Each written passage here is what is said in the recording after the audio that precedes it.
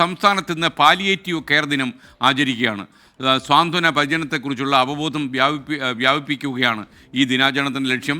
Thrissur അന്തിക്കാടുള്ള palliative പരിചരണം ലഭിക്കുന്ന രോഗികൾ പലരും മരുന്നിനും നിത്യചെലവുകൾക്കുമായി സ്വന്തമായി കുടകൾ നിർമ്മിക്കുന്നവരാണ്. എന്നാൽ വിപണിയിൽ കുടകൾ വേണ്ടത്ര വിറ്റുപോകാത്തതിൽ പ്രതിസന്ധികളിലൂടെ ഇവർ കടന്നുപോവുകയും ചെയ്യുന്നു. 24 Thrissur out station broadcasting team അംഗം മണികണ്ഠൻ കുറുപ്പത്ത് തയ്യാറാക്കിയ റിപ്പോർട്ടാണ് ഇനി.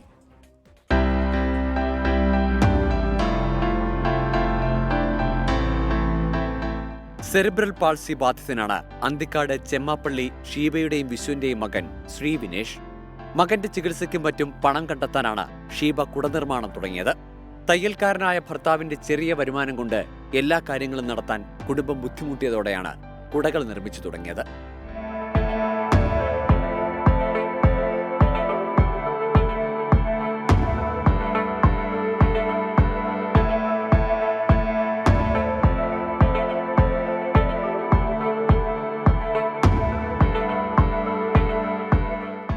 എന്നാൽ നിർമ്മിക്കുന്ന കുടകളെല്ലാം വിറ്റഴിക്കാൻ കഴിയുന്നില്ല. ഇങ്ങനത്തെ കുറേ കുട്ടികളുണ്ട്, രോഗികളുണ്ട്. അപ്പോൾ എല്ലാവർക്കും കൂടിയിട്ട് ഇങ്ങനെ വിപണിയിലൊരു സംരംഭം ആരംഭിക്കുകയാണെങ്കിൽ ഞങ്ങൾക്ക് കൂടുതൽ ചെയ്യാൻ കഴിയും. അപ്പോൾ അതിനുള്ള വരുമാനം ഞങ്ങൾക്ക് കിട്ടും.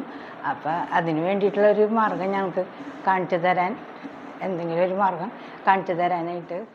കെട്ടിടത്തിന് മുകളിൽ നിന്ന് വീണ് അരയ്ക്ക് കീഴ്പോട്ട് തളർന്ന അന്തിക്കാട് സ്വദേശി വത്സനും കുടനിർമ്മാണത്തിൽ സജീവമാണ്. ദിവസം 6 കുടകൾ വരെ നിർമ്മിക്കും വത്സൻ. പക്ഷേ കുടകൾക്ക് വിപണിയിൽ വേണ്ടത്ര സ്വീകാര്യതയില്ല എന്നതാണ് ഇവരുടെ പ്രശ്നം. ഭാര്യ പപ്പടമുണ്ടാക്കി വിൽക്കുന്നതുകൊണ്ടാണ് ഇവർ ജീവിക്കുന്നത്.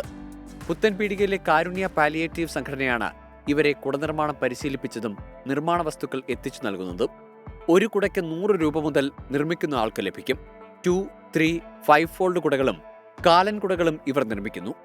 320 മുതൽ 580 രൂപ വരെയാണ് വിപണി വില.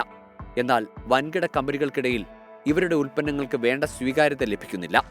നിരവധി പാലിയേറ്റീവ് രോഗികളാണ് അന്തിക്കാട് മേഖലയിൽ മാത്രം കുടനിർമ്മാണത്തിൽ ഏർപ്പെട്ടിരിക്കുന്നത്. 24 തൃശ്ശൂർ.